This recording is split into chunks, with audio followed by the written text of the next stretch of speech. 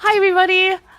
We are beginning our week 4 of the Frostbite League. I'm going to be commentating the matches today. My name is Milana, and I'm joined with Chara. Chara, how are you doing today?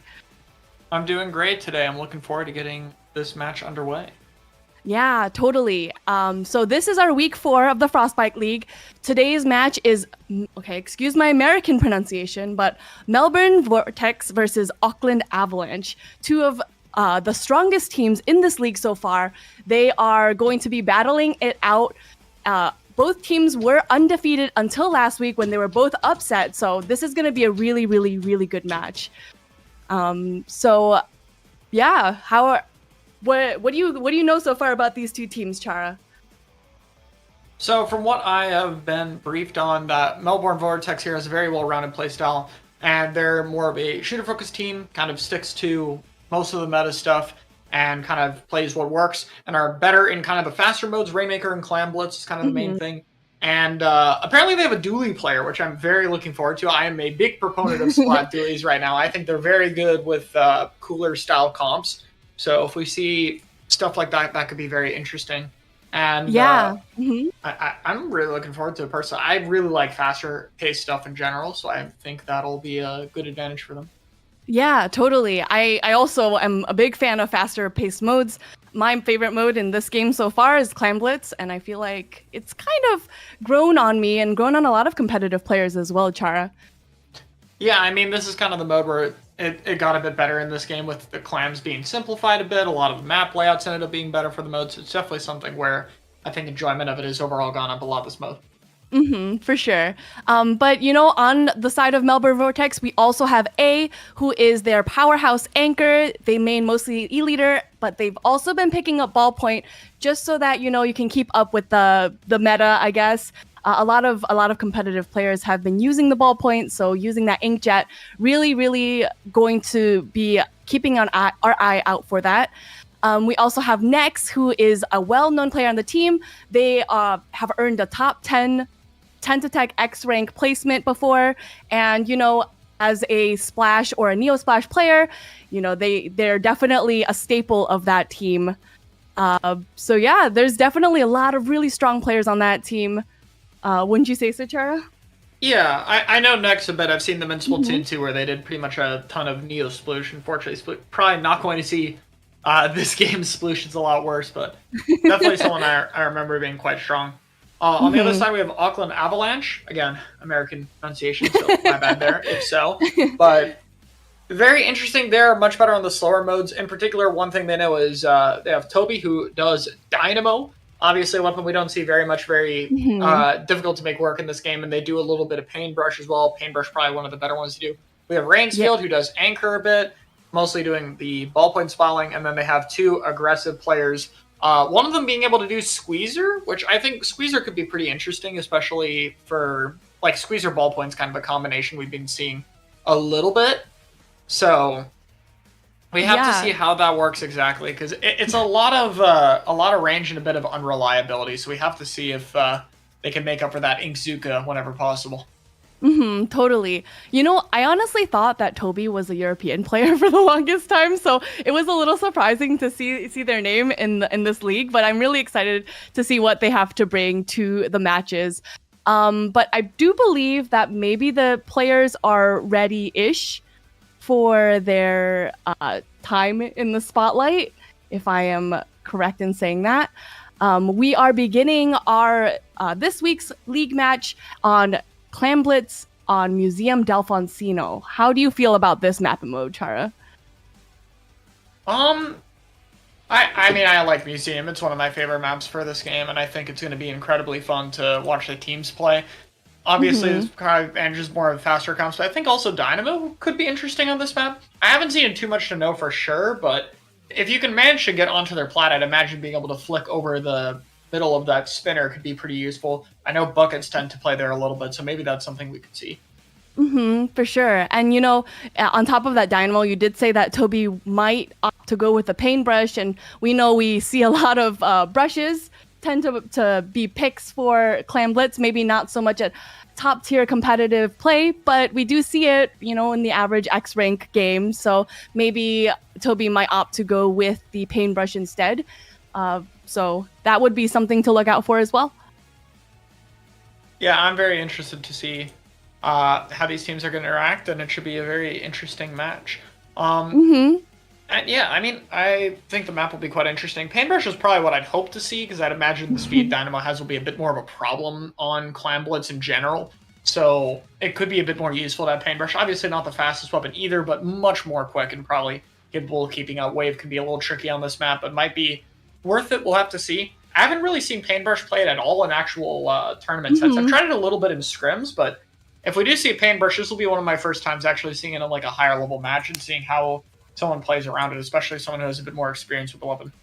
Yeah, no, I was actually thinking the same thing, that because it is such a new weapon, it might be something that we all kind of experience for the first time as in competitive play, which would be really, really neat to see. But, like we mentioned earlier before that Clan Blitz is a faster mode, we might not see something like a charger come out, but maybe more ballpoints for the anchor choice. So we'll have to see as we get started with our very first round of this week 4 of the Frostbite League. And here we go. We got the comps rolling out here on both sides. Looks like we're going to be seeing an end zap instead of either of those options here. And I'll have to use probably flex to cover the team. Ballpoint on the other side and just kind of splash and splatter shot that we've been seeing. The other team, however, going to go much more close to meta here with the machine double splash, but going to be going with the E-Leader as kind of the off-meta pick here, I guess, at this point, instead of the ballpoint spawning. We'll have to see how that plays out. We do see some early kills coming out here as I believe that's Drago going to be pushing onto the corner here onto Ryan, and Toby pushing them back into their side of the map. And are getting a very nice early setup. You can see that they're keeping up the aggression quite well, trying to extend while they can fight players without them regrouping as much as possible, and that's going to get them a nice double power clam score. And they do with that first power clam score, bringing it down to 60. They do go a couple down, which means that they have to kind of fall back in order to let the Auckland Avalanche kind of take back mid again. We do see them trying to hold on to that mid control, but with just only 13 clams under their control, they really are going to have to focus a little bit on collecting those clams before they make a push.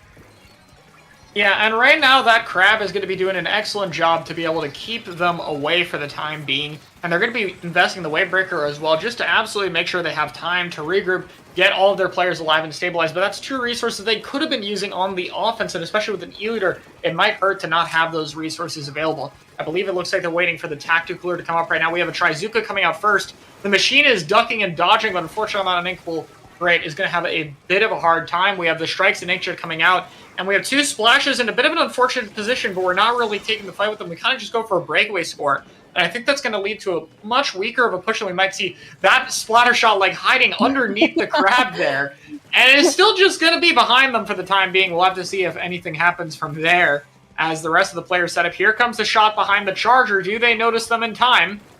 It doesn't look like it, and that's going to pick off the power clam, drop it all the way in mid, and now the shot's just going to be annoying behind them while the other team pushes. Going to buy a little bit of time, and the power clam is going to have to be recovered quite late, and by the time they get it, it might be hard to really get any more points on the basket, so a very nice shark to help defend there. Being able to assassinate the power clam carrier is very helpful on this mode. Yeah, totally. Sometimes Splatoon is really just a game about waiting for your turn and making sure that when your turn comes, you don't mess it up.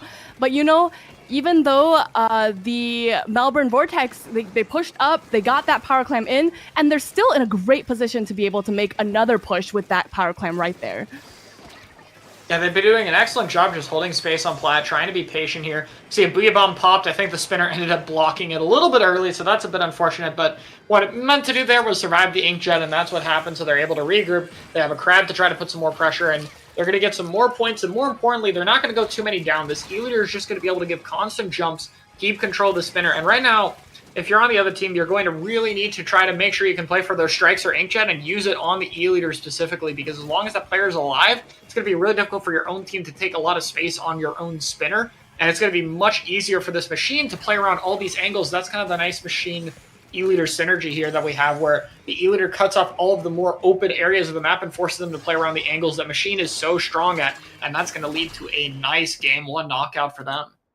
Yeah, that game was just played so professionally. We like you said, we that E-Leader was placed in a position that really gave jumps to their teammates, that really was able to get those picks of off of the other team as they were coming out of spawn, and just even if they didn't get the picks, that they were able to put the pressure on that team. So yeah, that first game does go to the Melbourne Vortex, and as per this week. This Frostbite League, the losers do get to pick counter pick from a pool of map and mode combinations.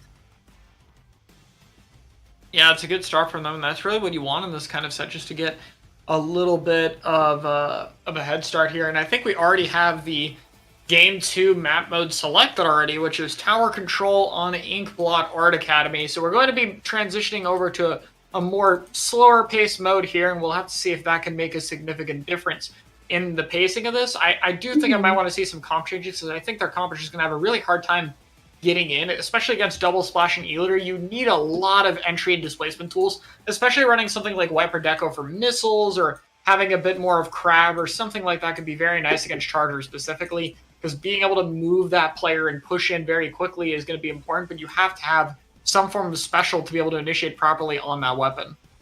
Yeah, and that kind of strategy really does come from being able to play patiently, build your specials. And I know we say that over and over and over again, but really when you are put into a bad position, when you are kind of pushed into a corner, that's exactly the kind of strategy that you need to be able to take to be able to push yourself out of that situation.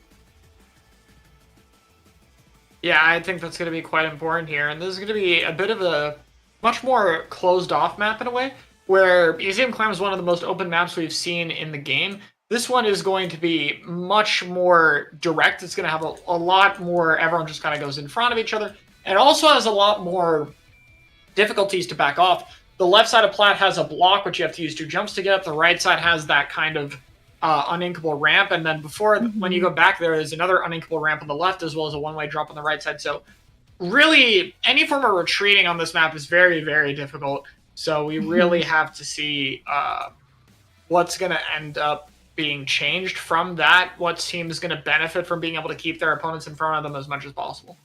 Yeah, it did seem that we have a couple of subs swapping in and out, I believe, if I'm not mistaken, for the Melbourne Vortex at the very least. So I'm looking forward to seeing how they're going to change up their comp with these new players in play. Yeah, I'm quite interested with that in general. We're going to be seeing a Dooley player subbing in, as far as I'm aware, Ice Clear, and that should be a very nice change of pace to the comp as a whole and how it's going to be played. Yeah, totally. And you did say earlier that you were looking forward to seeing that Splat Doolies in play. How do you think that's going to change up, the dynamic of that team? I mean, it's just going to be a bit more faster paced. If it's played with any form of cooler, you'll be able to kind of just, that's what Dooley likes to do with coolers, just be able to go in. And if you get a bunch of kills, you have a Crab ready, and then you can just use the Crab and continue that streak and just continue to push forward. Or you can go in, maybe you get picked off, but because you're fighting and going in, you're going to be painting up aggressively. You'll come back with that special saver and be able to get a Crab pretty much immediately and have it for defense. That's kind of the problem that Dooley has had before, where every time it was aggressive, it got punished because you really wanted to have a more defensive Crab, whereas now with Cooler, it's a bit more okay to die with the Crab and just come back with a worst-case scenario, and that helps Dooley just go for a lot more aggressive plays, which is where it really thrives over something like a Splash. Totally. And with that being said, our second round is beginning. We do see a couple of the similar picks coming out from both sides. We see that Dynamo that you were talking about earlier. How do you think that's going to change this set right here? Yeah, on tower control, it's going to be a little bit difficult in particular, especially against an E-Leader on this map, but it does have the stacks that weapon can play around quite well, so we'll probably be seeing it position over there. And just try to play for the bit of area of effect damage and try to help around that. The Dooley has no cooler here, so it's going to have to be a little bit careful with its approaches, and we'll kind of see how they choose to play around that. But so far, it looks like the comp adaptation is working quite well so far. If they can manage to get the pick on this machine without going down, which they do, that's going to be a huge advantage for them.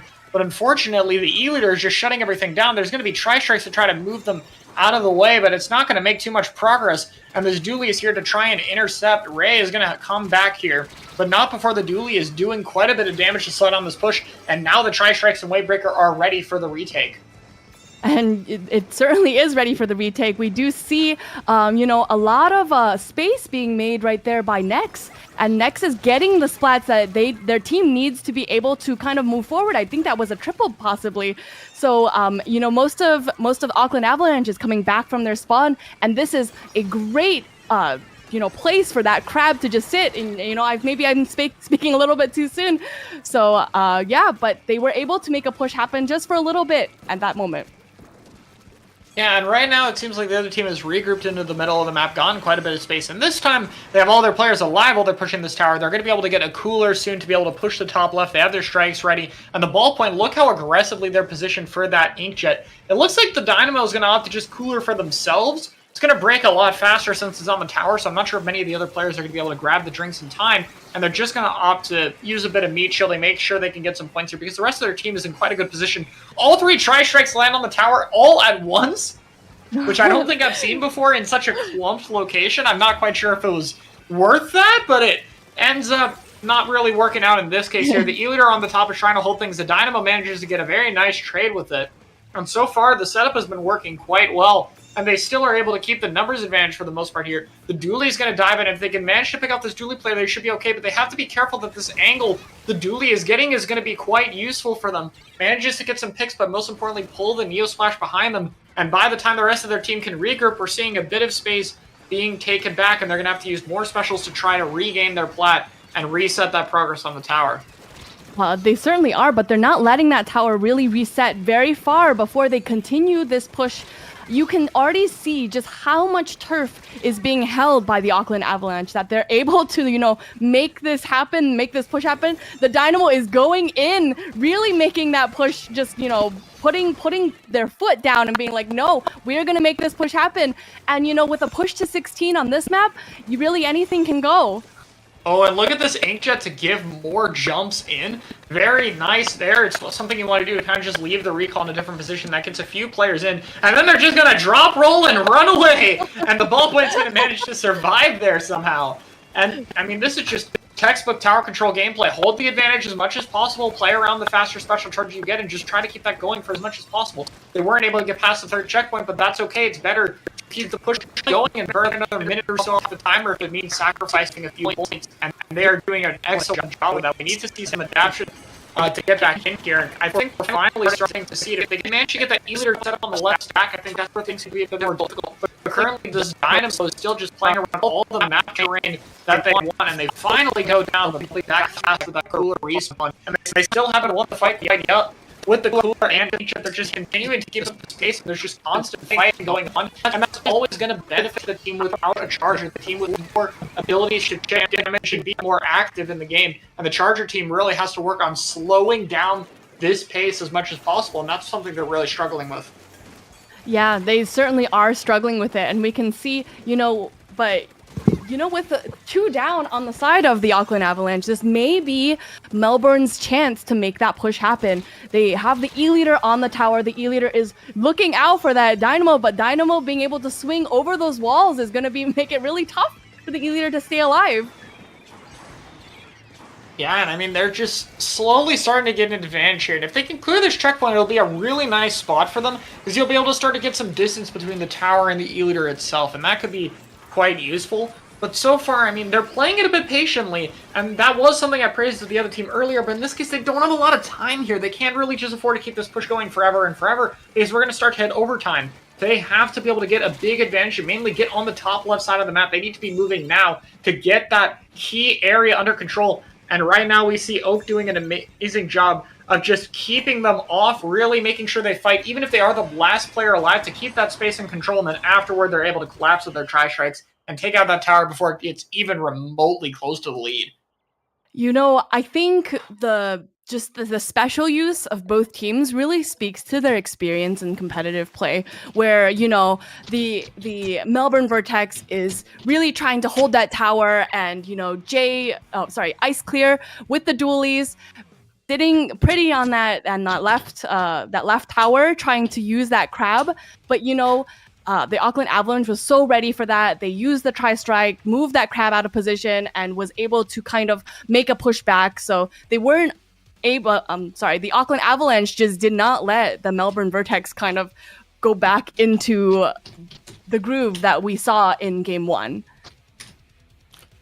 Yeah, I mean, being able to change up that pacing, I think, is really good, and just they ended up playing a lot faster and a lot more like, okay, well, they have a charger. If we can keep them on the defense the whole game, if we can keep these angles, keep up the aggression, keep up the cooler respawns and stuff like that, then we're going to have a lot easier of a time dictating the pacing, and it's going to make them a lot more uncomfortable, and that's what they did such a good job of. Yeah, they definitely did a great job of that, and, it was just so expertly played. But, that does bring our set to 1-1. This is a best of 7. So we are looking to see very evenly matched teams right here. Yeah, and we have to wait to see what the teams want to pick to a map right now. But, I mean, obviously, Clan Blitz worked very well. If you feel comfortable with that kind of thing, maybe a Rainmaker map could be good as well if that ended up being the pacing that works against this team. Or we could be seeing something like a Splat Zones map. Always a possibility, especially since you have an E-Leader to play around. And E-Leader, obviously, way easier to position around and play around in something like zones. Yeah, so as far as counter picks go, we do have the options of Splat Zone's Mako Mart and Splat Zone's Wahoo World. If we're talking about that E-Leader player, which Splat Zone's map might be better for them? I mean, there's a few interesting options you could do for sure. I see Wahoo World in the pool. That might be something that I think could work very well. Obviously, very strong wave breaker map, very strong leader map. But it looks like we actually have the counter pick already, in which we're going to Rainmaker Sturgeon Shipyard, which is, about the opposite of anything I just talked about here. And that's totally okay, because we did talk about how, the Melbourne Vortex at the very beginning, they're excelling at their fast-paced modes, the Clan Blitz, the Rainmaker. So this honestly doesn't seem out of character for them to pick something like this. Yeah, I mean, we have to see what they end up doing here. I'm very curious for one if we're going to see any more comp adaptions, honestly. Are we going to go back to something more passive with the splash instead of the dually? Are we going to keep the dually and try to adapt the rest of our comp to fit that style better? Or are we going to see the dynamo happen again on a mode like Rainmaker, where I might struggle with the shield damage? I mean, it also struggles hitting the tower, and we ran it there. So I mean, at this point, if you're going to work on dynamo, you kind of go all in. So I mean, we'll see what happens. It looks like that the Melbourne Vortex did have a roster change. Who had been using the E-Litter, swapping out for J-Splat, who is known for their Splattershot and their Trizuka. So they are kind of opting for a faster play in that case. And I'm looking forward to seeing, how that change is going to maybe benefit that team. Yeah, I mean, we'll have to see how it plays out in the match itself, but I'm definitely curious to see what comp adaptions we have. We see a good bit of subbing in this set in general, so there's a lot more flexibility here than I think I'm used to seeing with a lot of my current sets that I cast, and I think seeing that kind of difference between it is going to be pretty interesting to see how teams are able to adapt to each other pretty consistently. I think that's actually really neat, because I think it gives a lot more flexibility to the kinds of things you can play, and we'll definitely see that kind of flexibility as we move into our Game 3 of Week 4 of Frostbite League. All right, let's see what kind of comps these guys are running. We're seeing a Stamper come out for the first time in this week's league matches. What do you say about that, Chara? I mean, it's a very interesting anchor flex you can do. Stamper is something you can kind of play without a backline in general, and it can work fine. So having it as a flexibility option here still keeps a lot of the comp intact, but definitely ups the pacing. And now we have both a Stamper and a dually swapping together. It's definitely going to be much more on the aggressive side. And they're just like, okay, you guys want to play fast? We could just beat you at your own game. We have our own style that'll do it even better. And so far, I mean, this opening has been fantastic. If they can manage to pick up this Neo Splash, get the Tri-Strikes out of the way, and it looks like they're going to invest the Zipcaster to make sure this player goes down. But Oak here has just been dodging around like 3 different players. The Zipcaster ends up actually going down. And all of a sudden, this might be turning around. Luckily, the Rainmaker's able to hold things together. Next has a lot of experience Rainmaker carrying from Sploosh 7 and Splatoon 2, and you can just see how fast they are willing to change up that. They even had the Tri-Strikes ready to stop that push, but they went so quickly to the checkpoint that all of them missed, and they were able to dunk it getting that part of the map over right away. And that's really useful for this map because it activates the spinner on that side, allowing you to go for that push and not have to wait for it to drop down. And being able to keep up the speed in this mode is very, very helpful. Definitely, but you may have to wonder, are they moving just a little bit too fast? Because now it looks like that the Auckland Avalanche is in a great position to be able to move forward. They do have all of their members up. One member of the Melbourne Vortex does go down, 2 down now. And you know that this Zipcaster is really going to have to do work. And unfortunately, they are unable to get the Rainmaker before they make that breakthrough. Let's see if they can continue this push right here. Yeah, unfortunately not able to find anything. We see a sharking dynamo roller in the bottom right corner of the screen here. Gonna probably be waiting for the shot. Yep, gets the kill on them, and they're probably gonna go for the Rainmaker. Is able to get the lead, a few more points, not too much, but it's definitely going to slow things down. And this map is really hard to retake on, so being able to stuff that momentum is going to be very important. We're going to see next probably just jumping this thing off the map pretty much immediately, or they could try to stall it for a little bit. But it's going to be tricky here. You don't want to be giving the other team special advantage in a map that's already this tricky to retake on, so probably better to just get that off the map as much as possible. But that's still going to be costing you a player who could have been farming special. And we currently see them in a big advantage. I really hope they would go for a quick push here. It looks like they're going to just yeet the cooler, but that might have given away which side they're going to push a little bit too much. Maybe we'll see a rotation to the other side of the map, but no, the combination of Zuka and Zipcaster are going to be able to shut down 2 players and force a jump out there. That's going to be a really fast retake. I think it might have been better for them to fight it out with the coolers rather than everyone leaving and giving up all of the space. Kind of mitigates part of the value of that special we just popped. And now if they can get a fast push on the Rainmaker, get to the right side, that could be really useful for them. The Crabs used a little bit far back, but they have the numbers advantage. If this splatter shot can keep the kills up and they can take out the Dynamo, they're going to have a huge path to the goal. Which side do you do? It looks like we're not going to see an option picked at all. The Rainmaker did go a bit further backward to try to pick the jump out, and I think they could have gotten a few more points if they just went to the left immediately. So this push, which looked really scary, ends up getting pretty much completely shut down by the Inkjet. Yeah, they totally do get shut down by the Inkjet. And you know, we do see that the push right there being stopped. But you know, from this we can see that Rainmaker is definitely not a mode that the Melbourne Vortex is a stranger to. They were able to make that push happen. But you know, like you said, Chara, Rainmaker is just such a fast mode. It really could go either way. We could see, you know, the turn of tides at an instant. Yeah, and right now we see that Rainmaker getting popped in another push from this team. Once again, Oak, the last line of defense, trying to stall for the rest of their team to come back. The Crab's going to be used on the spinner. Such a powerful Crab position on this map. But really what you want to be able to get is someone set up on that top right, up that wall. And we see Next filling that role right now. And that Dynamo's going to try to keep them out. But here's the Crab. And unfortunately, Dynamo not able to do too much against that. And with this Crab to support, they're going to be able to get much more points. In fact, it even takes out the Inkjet. Weakens to take out the Splash, and it's just a Dynamo trying to be the last line of defense right now. That Rainmaker does not care. He's just going to get as much points as possible before finally going down. Yeah, they do go down, and you know, with only 45 seconds left on the clock, the Auckland Avalanche does not really have such a big moment to kind of make that comeback, but they didn't notice the dualies in the back there. The dualies not able to take out the Rainmaker carrier, but the Rainmaker really is making that push to the left side. Unfortunately getting taken out by the Stamper. They're going to, you know, have to really focus on getting those specials because they'd really dropped that Rainmaker in such a not so good position for themselves. Yeah, they've been struggling a little bit here with this regroup, and so far, I mean, just a lot of space being taken. It's going to be really difficult here. That Rainmaker is going to reset back to mid, and they're going to have to try to get the grab through the Zuka, and it's just not going to happen here. And it definitely is not happening, unfortunately. Yeah, but this does mean that the Melbourne Vortex is up 2-1 right now in this league. For this week's matches, we do see the nice fist bump coming out. You know, ain't no team like a fist bumping team. You know what I'm saying? So we do see them up 2-1. I think swapping out that E-leader for the splatter shot was a really good idea. They were able to use that, what I guess you guys call it, the J Zuka, to get a double, I believe, and that was able to stop a push, and they were able to use that fast pace short range shooter comp to be able to push forward there.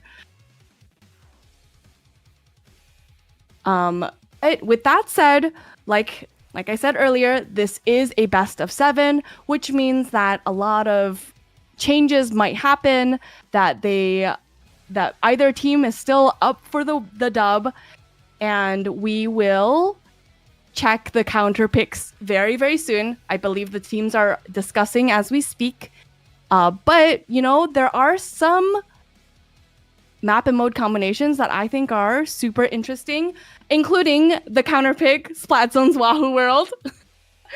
So that, I think, is going to be a really, really interesting pick for the Auckland Avalanche. I think using a Dynamo with Splat Zone's Wahoo World might actually be really good, because using that horizontal swing will cover most of the zone. Although I have to say that every time I've tried to play Splat Zone's Wahoo World, that circular zone is a little bit finicky when it comes to actually, covering it. But we are facing just a little bit of technical difficulty here right now. We're just waiting a little bit to make sure everything is all set, and then we will be well on our way. And I think we are all set, Chara? Yes. Sorry, a little bit of technical difficulties on my end, but I am back here. Looks like we're getting into the counter pick. Zones Wahoo World. So, I mean, hey, I just, insert the conversation. I said, like just one match too early. Almost called it, but, now we're good. now we're in it. For exactly. Sure. I was talking about, like, if we had a Dynamo, the Dynamo's horizontal swing could basically clear the zone by themselves. Although, with the addition of the Wahoo World pole, I don't know how that kind of fares into it. What do you think, Chara? I mean, I have no idea, but between that as well as some inconsistency, just in general with Dynamo's painting, it might be a little bit tricky, but I'm surely a zone that big should be useful for Dynamo to help paint at some point. Yes, I do believe so. And you know what? I've also seen clips of people throwing the cooler straight on top of that Wahoo World pole, and pretty much anyone on your team being able to grab a drink from the cooler anywhere within the zone. I think that might be something very specific, but possibly useful. All right, and we have to see here as we load into this match. Should be coming up soon. Yes, we did see a couple of swaps as far as subs. We do see A coming back to the Melbourne Vortex, which means that we might see the return of the E-Leader. We may also see a ballpoint. We shall, but you never know.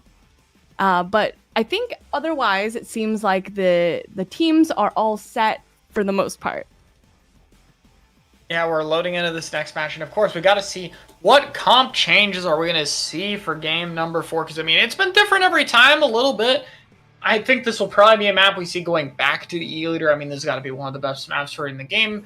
We're seeing E-Leader with the Stamper this time. Going to be sticking with the Dually Neo Splash. On the other side of things, we see the debut of the Paintbrush coming out here. I'm very curious to see what they're running on that weapon. And we also see double tri-strike with both T-Tech and Neo Splash. So a lot of paint ready for that side of the map. Wavebreaker could be very useful here, as well as being able to flick over the walls, which Paintbrush, of course, very good at if it can get under that ledge in mid. For sure. But we do see that the Paintbrush is moving in at a rapid pace.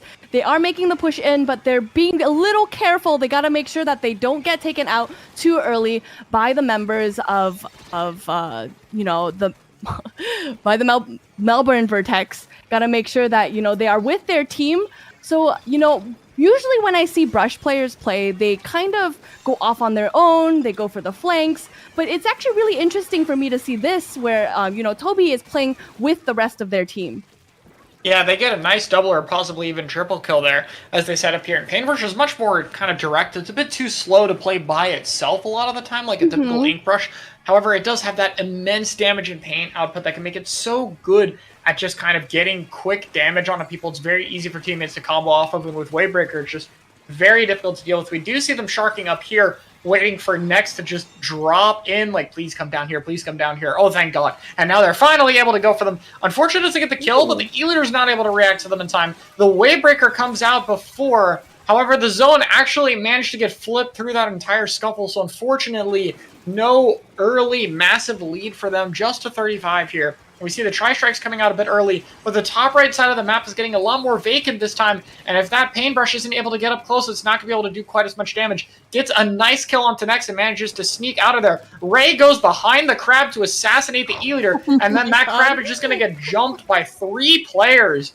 And this is a very nice hold so far. As long as they can just play around that Tri-Strike, possibly try to get an Inkjet if they're close to it, they should be good for the hold. The only thing they have to be careful of is not getting sniped, and that Zip Caster from the Stamper. Here come the strikes early, here come the Inkjet, and right now it seems like they're just running out of time. Here come all the strikes on the zone, though, and they're actually going to cap with it because they had a little bit of pain on the other side. And once again, a successful hold, but the zone flips to keep the other team alive for a little bit longer. Yeah, they're definitely working and trying their best to go back into that zone, but there's just so much paint pressure coming out from the Auckland Avalanche that, Drago unfortunately not able to take out a member of Auckland, and, just having to really fight against so much paint output and so much power, especially in addition to that paintbrush, I think is making it a little bit tough. Yeah, we see that zone flip here. The paintbrush setting up very nice wavebreaker placement, pretty much to cover all of the walls in mid, make sure no one gets those flanks off. And I mean, this team has just been dominant with their holds so far. They've been able to keep map control, barely lose any points of their own. It's just going to be a matter of can they get the lockup this time around. And while one of their players goes down, at least the Tri-Strikes that have been flipping the zone for the longest time are not going to be as much of a factor. However, that crab drops in to get one of the Tri-Strike players, actually manages to get both. And finally, we're going to see full map control flip to the other team. We're going to see if this E-Leader can really work well on the holds. And the Stamper right now is trying to keep the paintbrush away, trying to be a little bit careful since they have that Zip Caster, and look for an opening to extend their advantage. They certainly are, but Ray is looking for that opening to try to make it through. Oh my God! And then it's just a rain of Tri-Strikes coming from the sky. It is definitely something that could have taken that zone, but unfortunately, even with 6 missiles coming out of the sky, they were not able to take that zone back. And the Melbourne Vortex is in a really great position to maybe even go for the gold. Yeah, I mean, if they can secure this lockout, this could be huge, but unfortunately, the Stamper gets picked off, and with the Inkjet coming in, it looks like they're going to have a chance to be able to retake. The Strikes are trying to hold it. In fact, that manages to take out the jetpack, and I don't think the paint's going to happen on the other team. The Strikes are landing just a bit too late, and wow, yeah, just those holds earlier in the match, if they were able to stop the cap, they would have been able to hold the zone, they would have been able to get space. But unfortunately, so often now, just that zone would flip when they should have been able to knock out, and that's been a huge problem for them. And unfortunately, it's going to lead to the game being flipped the other way. Yeah, and I believe now the score is 3 games under Vortex's belt, which means that there may be just only one more game left in the set. It will really have a lot to do with the Auckland Avalanche's ability to pick a map and mode that maybe they just feel more confident on. Because, Splat Zone's Wahoo World didn't really work out for them this time around, so let's see what they have to pick for the next set. Yeah, I mean, I think it was still a very winnable game. It was a bit unfortunate that they kind of got picked off a bit early. I think one of them happened to die to a bomb on the retake, as well as they were just playing around that smaller flank to try to retake, which is really difficult when you stack a lot of players. Everyone's just so close together. And unfortunately, it just didn't quite work out. But I mean, so far, this has been a very back and forth set. And I think, for the most part, they played better in that game. Like their holds and stuff and how they played that advantage was good. And if they were able to stick with that as more and able to secure more of those lockouts, they could definitely start to get more of the set wins. But it might be a little bit more tricky to hold on our next map with Mako Mart Splat Zones. Yeah, that is probably one of the most classic competitive map mode combinations there have been since Splatoon 2. So, we got if whatever is happening now isn't working, let's just go back to the classics, right, Charo?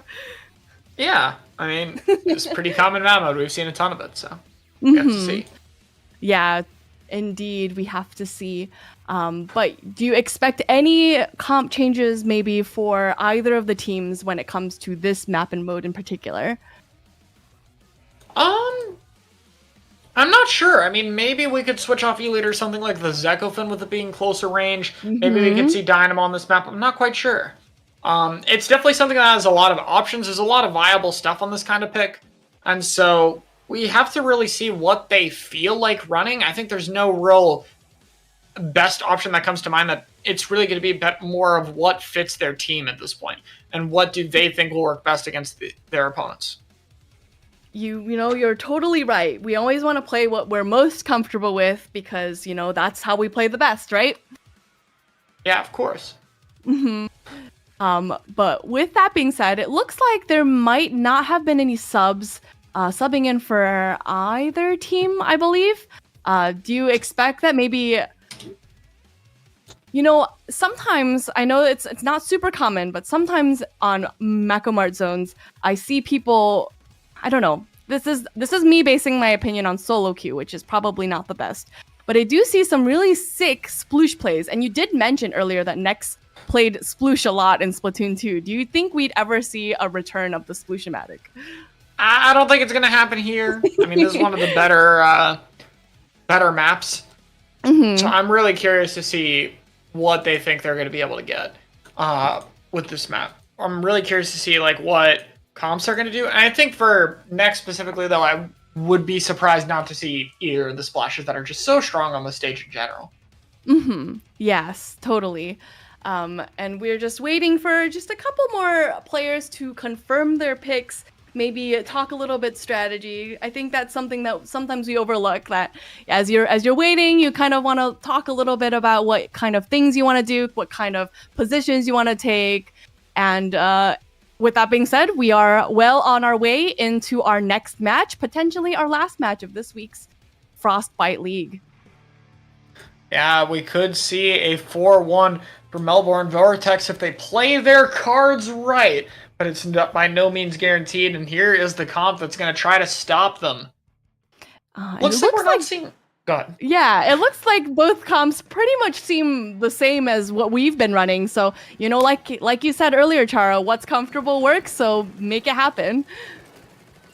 Yeah, not too many changes here for the most part. I mean, I think that Dooley Stamper pair has actually been working quite well for them. I'm pretty interested to see that continue to do things. But also, this is a very strong map for Dynamo with the amount of cover you have to be able to poke the stack. So that could be much more useful on a map like this and maybe be something they're a little bit more comfortable with.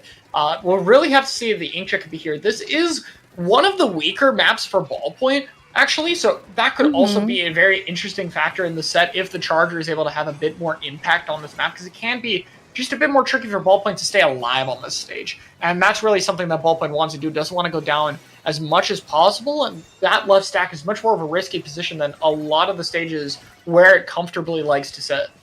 And especially with, A sitting pretty on that block over there, I think it really makes it difficult for them to be able to prop themselves onto that left stack and maintain a safe position because, with that laser pointing straight at you, it's kind of scary. Yeah, and we see Toby over here going for a really aggressive play, using that sprinkler for some movement and just trying to set up on the enemy stack, try to wall that out and just yeet a cooler into the zone here.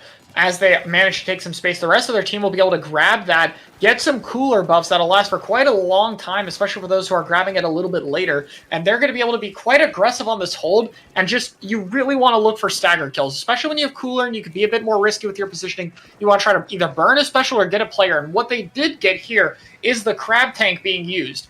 The Dynamo is trying to go in here, uses the sprinkler to protect for himself, goes for a swing, but unfortunately the Stamper manages to live it and is going to Zipcaster without really having much of a target here. Going to try to, I guess, just, intimidate them in their spawn a little bit, just kind of remind them you're there before recalling back here. And the Dooley is going to be picked a little bit early as well, so this could be a nice chance for a very quick retake, especially with those strikes ready early. They could reinitiate quickly. They have the Zuka coming out. Here go the strikes, and they're going to set up a very aggressive Inkjet on their stack. Look how far forward they're going to be able to pop this thing, and that's going to make it a lot harder to stay alive from the special. That is if the E-Leader is not going to take it out before it can find a single target. That E-Leader is really, really proving difficult for the Avalanches to come back. Having that E-Leader, especially right now on that right stack, is going to make it very, very difficult for anybody on Vortex to kind of poke their head out because they really do not want to be sniped, especially being pushed so far back into their spawn as they are.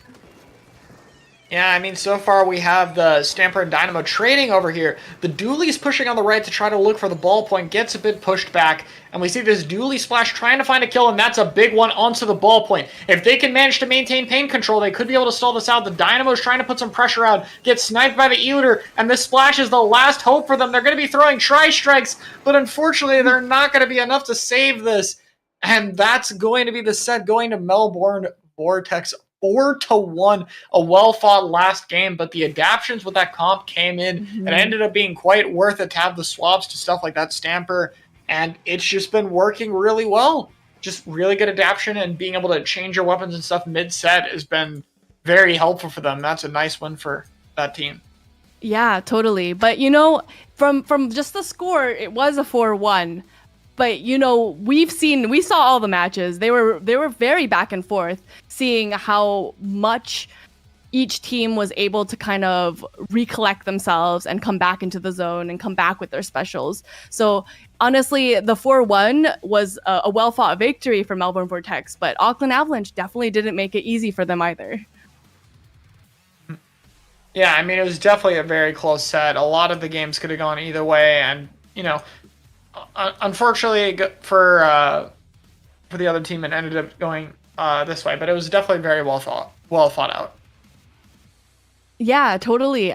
It does seem like we are getting a couple of visitors into the VC at some point to kind of talk a little bit about the matches and talk a little bit about what went on in those matches. We're going to get some members of the Melbourne Vortex, our winners from this week's Frostbite League match, to just kind of share some of their thoughts. And as I'm speaking, everybody is joining the VC. Hi, everybody. Hello. Hi. Well, congratulations on winning week 4 of the Frostbite League. How do you guys feel? You guys want a trip to Disney? Yay! Yay! We're going to Disney, right? Yeah. Yeah. Go ahead. Sorry. I was gonna say we're just super happy about this set. I think everyone's really satisfied with how we played. Mm-hmm. Yeah, so Chara mentioned earlier that you guys, obviously you dropped the match here, but you kind of adjusted and rethought about your strategy to, add the dualies to your comp and, change to the Stamper. What kind of made you think to do that? I mean, from me switching from machine to Stamper, I wasn't super happy with how I was playing on it, like, initially, and they're playing, like, way too fast for me to kind of comfortably set up. So I decided that like something that's able to defend itself a bit easier and something that can kind of push the aggressive initiative would be a bit better. Yeah, awesome. And it worked out really well for you guys. So that's really neat. J Splat, could you tell us a little bit about your J Zuka? Oh, it's kind of my thing, I didn't really get to show it off today. It wasn't my best map modes for the map list, but I had a lot of fun, and we definitely put on a show. Yeah, no, you totally did. I had a great time watching, and Chara, you as well? Yeah, I mean, did you guys feel like there was anything in the other team that was kind of throwing you guys off early? Like, was there anything where you played the first 2 matches and you were like, okay, we need to change this, or like there was something that they were doing that you guys wanted to adapt to as fast as possible? Personally, I think on the TC Inkblot game especially, when they just kept jumping in, we weren't really expecting that and weren't really prepared for that. So we had to kind of adapt to that. They were like a lot more aggressive than like we thought, and like it took like time for us to like kind of adjust to that. So like during the ink blot, like we would tend to like we were fully intent on like playing a bit more aggressive, but because they were able to like counter like the aggression and able to like cap like the bats and all that stuff, they played like really well. And then we had to like figure out like, okay, how do we like kind of play around that and change our weapons to like kind of counteract that. And I think we did like a really good job, I think. Yeah, I mean, after that game, you guys definitely turned around the pacing for pretty much the entire thing. So I think that was an excellent job. Yeah, no, that was awesome. It was really, really cool to see. Especially like as a commentator, it's really cool to see people changing up their strategy in real time because I think it makes the matches more interesting to watch too. Yeah, I mean, I'm not used to seeing sets with that many kind of like changes in subbing and stuff, but you guys did an excellent job handling like a lot of different players and weapons in general. So I think that you guys definitely deserve a lot of credit for it. Thank you. Thank you. As a personal question, so like Chara said, we don't really see many like established teams kind of having subs to come in and out. How do you guys manage to like work on like practice together? Do you guys have like set schedules with like people that you want to play with, or do you just happen to just work around each other really well? I think it's partially due to the fact that I think like basically 4 of us are basically one trick. So for me, I'm just a dually one trick. J-Splat's like a short one trick. A is like kind of like a backline, so it's like ballpoint and like leaders. Para is like the burst bomb splash, amazing one at that. and like the exception with like Drago and next to is able to like kind of like play around since they're like both like flex players. So I think like for us, we're able to kind of like play around because we're just a bunch of one tricks. So we didn't really need to think about too much on comps besides Drago and Next, who like seriously done an amazing job like working around us. So like seriously, thank you. So yeah, like a lot of proficiency in your guys' weapons. So you're like, no, okay, it's just like what do we want when? Yeah, exactly. Like all the players are very specific styles that you guys are much more comfortable with. Yeah.